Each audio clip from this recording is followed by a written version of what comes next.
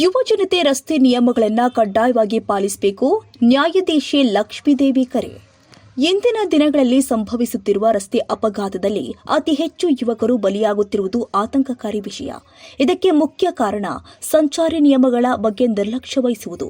ಆದ್ದರಿಂದ ಯುವ ಜನತೆ ರಸ್ತೆ ಸುರಕ್ಷತಾ ನಿಯಮಗಳನ್ನು ಕಡ್ಡಾಯವಾಗಿ ಪಾಲಿಸಬೇಕು ಅಂತ ಕಿರಿಯ ಶ್ರೇಣಿ ನ್ಯಾಯಾಧೀಶರು ಆದ ಲಕ್ಷ್ಮೀದೇವಿ ಅವರು ತಿಳಿಸಿದರು.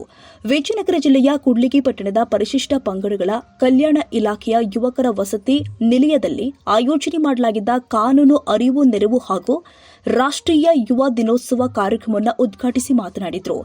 ರಸ್ತೆ ಸುರಕ್ಷತೆಯ ಕುರಿತು ಯುವಕರಲ್ಲಿ ಅರಿವು ಮೂಡಿಸುವುದು ಇಂದಿನ ಅಗತ್ಯವಾಗಿದೆ. ಎರಡು ಕಾರ್ಯಕ್ರಮವನ್ನು ಹಮ್ಮಿಕೊಂಡಿದ್ದೇವೆ. ಒಂದು ರಸ್ತೆ ಸುರಕ್ಷತಾ ಜಾಗೃತಿ ಕಾರ್ಯಕ್ರಮ ಹಾಗೂ ಯುವ ದಿನಾಚರಣೆ, ರಾಷ್ಟ್ರೀಯ youth day, national youth day ಅನ್ನೋ ಎರಡು ಕಾರ್ಯಕ್ರಮನ ಹಮ್ಮಿಕೊಂಡಿದ್ದೀವಿ. ಈ ಎರಡೂ ಕಾರ್ಯಕ್ರಮ ಒಟ್ಟೊಟ್ಟಿಗೆ ಹಮ್ಮಿಕೊಂಡಿರೋದ್ರಲ್ಲಿ ಅದೊಂದು ಪ್ರಸ್ತುತ ಅಂತ ಅನ್ಸುತ್ತೆ. ಯಾಕಂದ್ರೆ ಇವಾಗ ಯಾವುದೇ ಒಂದು ರಸ್ತೆ ಅಪಘಾತವನ್ನು ನಾವು ನೋಡಿದಾಗ, ಒಂದು ಸ್ಟ್ಯಾಟಿಸ್ಟಿಕ್ಸ್ ತಗೊಂಡಾಗ ಅದರಲ್ಲಿ ರಸ್ತೆ ಅಪಘಾತದಲ್ಲಿ 100 ಅಪಘಾತದಲ್ಲಿ 60% ವಿದ್ಯಾರ್ಥಿಗಳ ಯೂತ್ ಇನ್ವಾಲ್ವ್ ಆಗಿರ್ತಾರೆ, ಅದರಲ್ಲಿ ಸೇರಲ್ಪಟ್ಟಿರ್ತಾರೆ ಅಲ್ವಾ? ಯಾಕಂದ್ರೆ ಎಷ್ಟೊಂದು ಕಾರಣಗಳಿದೆ. ಅವ್ರ ಈ ತರ ಒಂದು ವಯಸ್ಸಿನ ಹುಮ್ಮಸ್ ಇರ್ಬೋದು, ಅಥವಾ ಕಾನೂನಿನ ಅರಿವು ಇಲ್ಲದೆ ಇರ್ಬೋದು, ಯಾವುದೇ ಒಂದು ಲೈಸೆನ್ಸ್ ಇಲ್ದಿರ ಇರ್ಬೋದು, ಯಾವುದೋ ಒಂದು ತಿಳುವಳಿಕೆ ಇಲ್ದಿರ, ಅಥವಾ ಕೆಟ್ಟ ನಂಬಿಕೆ ಇಟ್ಕೊಂಡು ನನ್ಗೇನು ಆಗೋದಿಲ್ಲ ಅಥವಾ ನಾನು ವಾಹನ ಚಾಲನೆ ಮಾಡ್ಬೋದು ಅನ್ನೋ ಒಂದು ನಂಬಿಕೆಯಿಂದ ಅವರೇನು ಅಪಘಾತಕ್ಕೆ ಒಳಗಾಗೋದು ಸಾಮಾನ್ಯವಾಗಿ 60% ನಾವು ನೋಡೋದು ಯೂತ್ಸ್ ಅಲ್ಲೇ ಆಗೋದು. ಸ್ಟ್ಯಾಟಿಸ್ಟಿಕ್ಸ್ ಪ್ರಕಾರ 45 ಮಕ್ಕಳು ಒಂದು ದಿನದಲ್ಲಿ ಯೂತ್ ಅಪಘಾತಕ್ಕೆ ಒಳಗಾಗ್ತಾರೆ. ನಿಮ್ಮೆಲ್ಲರಿಗೂ ಗೊತ್ತಿರೋ ಹಾಗೆ ಇಂದಿನ ಮಕ್ಕಳು ನಾಳಿನ ಪ್ರಜೆಗಳು ಅಲ್ವಾ? ನೀವೆಲ್ಲ ಈಗ ಅಪಘಾತದಲ್ಲಿ ಮಕ್ಕಳು ಯೂತ್ ಎಲ್ಲ ಇನ್ವಾಲ್ವ್ ಆಗಿ ಏನೇ ಒಂದು ತೊಂದರೆಗೆ ಒಳಗಾದ್ರೆ ಯಾರಿಗೆ ನಷ್ಟ ಆಗುತ್ತೆ?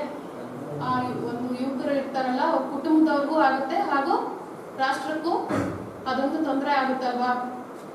ಮೊದಲು ರಾಷ್ಟ್ರೀಯ ರಸ್ತೆ ಜಾಗೃತಿ ಕಾರ್ಯಕ್ರಮದ ಬಗ್ಗೆ ತಗೊಳೋದಾದ್ರೆ ಹಲವಾರು ಕಾರಣಗಳಿದೆ ರಸ್ತೆ ಅಪಘಾತ ಆಗೋದಕ್ಕೆ. ಒಂದೆರಡು ಯಾರಾದ್ರೂ ಹೇಳ್ಬೋದಾ? ಎಲ್ಲ ಡಿಯರ್ ಇದೆಯಾ ನಿಮ್ಮ ಹತ್ರ? ಎಲ್ಲ ಉತ್ತರ ಕೊಡ್ಬೇಕು, ಏನಾದ್ರೂ ತಲೆ ಆದ್ರೂ ಆಡಿಸ್ಬೇಕು. ಪ್ಯಾನೆಲ್ ವಕೀಲರು ಆದ ಅಂಗಡಿ ರವಿಕುಮಾರ್ ಅವರು ರಸ್ತೆ ಸುರಕ್ಷತೆ ಮತ್ತು ಯುವ ದಿನೋತ್ಸವದ ಮಹತ್ವದ ಕುರಿತು ವಿಶೇಷ ಉಪನ್ಯಾಸ ನೀಡಿ, ಯುವ ಶಕ್ತಿಯು ದೇಶದ ಆಸ್ತಿಯಾಗಿದ್ದು ಸುರಕ್ಷಿತ ಜೀವನ ಶೈಲಿ ಅಳವಡಿಸಿಕೊಳ್ಳಬೇಕು ಎಂದಿದ್ದಾರೆ. ಸ್ಟ್ರೆಂತ್ ಅಂದರೆ ಯಾವುದು ನಾಲೆಡ್ಜ್ ಇರ್ಬೋದು, ಶಕ್ತಿ ಇರ್ಬೋದು. ವೀಕ್ನೆಸ್ ಅಂದರೆ ಎಲ್ಲರೂ ವೀಕ್ನೆಸ್, ಅದು ಡೆಪ್ತ್ ಇದ್ದಂಗೆ. ಅವರು ಸ್ಟ್ರೆಂತ್ ಆಗಿರ್ಬೇಕಂತ ಹೇಳ್ತಾರೆ. Take risks in your life. If you run you can lead, if you win you can lead, if you lose you can guide.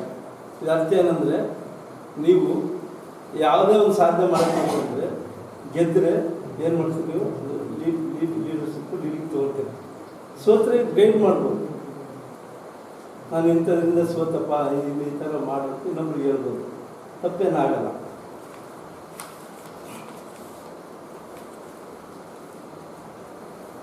ನೋಡಿ ಹೇಳ್ತಾರೆ, ನಿಮ್ಮನ್ನು ದೈಹಿಕವಾಗಿ, ಬೌದ್ಧಿಕವಾಗಿ ಮತ್ತು ಆಧ್ಯಾತ್ಮಿಕವಾಗಿ ದುರ್ಬಲಗೊಳಿಸುವ ಯಾವುದನ್ನಾದರೂ ವಿಷಯವೆಂದು ತಿಳಿದ್ರಿ ಅಂತೇಳಿ. ನಿಮ್ಮನ್ನು ವೀಕ್ ಮಾಡ್ತಕ್ಕಂಥ ಯಾವುದೇ ಆಗಿಲ್ಲ, ಅದನ್ನು ವಿಷ ಅಂತ ತಿಳ್ಕೊಡ್ರಿ. ಅದನ್ನು ತಿನ್ಬೇಡ್ರಿ, ಅದ್ರ ಕಡೆ ಗಮನ ಕೊಡಬೇಡ್ರಿ, ಅದನ್ನು ನೋಡಲು ಬೇಡ್ರಿ ಅಂತ ಹೇಳಿ. ಮತ್ತೆ ಏನಾದರೂ ಸಾಧನೆ ಮಾಡ್ಬೇಕಂದ್ರೆ ಒಂದು ಬಲಿದಾನ ಅಂತಕ್ಕಂಥದ್ದು ಮಾಡಿದ್ರೆ ಮಾತ್ರ ಕಾರ್ಯ ಆಗುತ್ತೆ. ನೋಡಿ, ಅವು ಇವು ಫಂಕ್ಷನ್ ಮಾಡ್ತಾರೆ, ಯಾವುದೋ ಒಂದು ವಿಧಾನವನ್ನು ಮಾಡ್ತಾರೆ. ಅಂದರೆ ನಿಮ್ಮದು ಯಾವುದೋ ಒಂದು ಬಲಿ ಕೊಟ್ಟರೆ ಮಾತ್ರ ನೀವು ಸಾಧನೆ ಮಾಡೋಕ್ಕಾಗುತ್ತೆ. ಸಮಯ ಇರ್ಬೋದು, ಊಟ ಇರ್ಬೋದು, ಮತ್ತೊಂದು ಇರ್ಬೋದು. ಒಳ್ಳೆ ಅಲ್ಲಿ ಎಕ್ಸಾಮ್ ಬರೀಬೇಕಾದ್ರೆ ಹೊಟ್ಟೆ ಊಟ ಮಾಡೋದು, ಓದ್ಬೇಕಾದ್ರೆ ಅರ್ಧ ಓದಿರ್ತೀರ, ಟೆಸ್ಟ್ ಬಿಡೋದು, ಊಟ ಮಾಡೋದು ಅಂತಕ್ಕಂಥದ್ದಲ್ಲ. ಏನಾದರೂ ಒಂದು ಮಹತ್ ಕಾರ್ಯ ಮಾಡ್ಬೇಕಂದ್ರೆ, ಏನಾದರೂ ಒಂದು ಬಲಿದಾನ ಆಗ್ಬೇಕಂದ್ರೆ ನಮ್ಮ ಒಂದು ಯಾವುದೋ ಒಂದು ಆಸೆ ಇರ್ಬೋದು, ಮತ್ತೊಂದು ಅಂತಕ್ಕೆಲ್ಲ ಹೋಗ್ಬಾರ್ದು, ಮಹತ್ ಕಾರ್ಯ ಮಾಡ್ರಿ ಅಂತ ಹೇಳ್ತಾರೆ.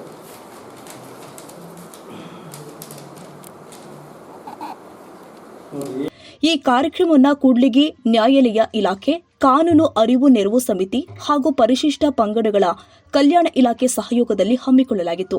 ಈ ಸಂದರ್ಭದಲ್ಲಿ ವಿವಿಧ ಇಲಾಖೆಯ ಅಧಿಕಾರಿಗಳು, ವಸತಿ ನಿಲಯದ ಮೇಲ್ವಿಚಾರಕರು ಹಾಗೂ ವಿದ್ಯಾರ್ಥಿಗಳು ಉಪಸ್ಥಿತರಿದ್ದರು. ವಿಜಿ ಋಷಭೇಂದ್ರ, ರಾಷ್ಟ್ರ ಕ್ರಾಂತಿ ನ್ಯೂಸ್, ಕೂಡ್ಲಿಗಿ.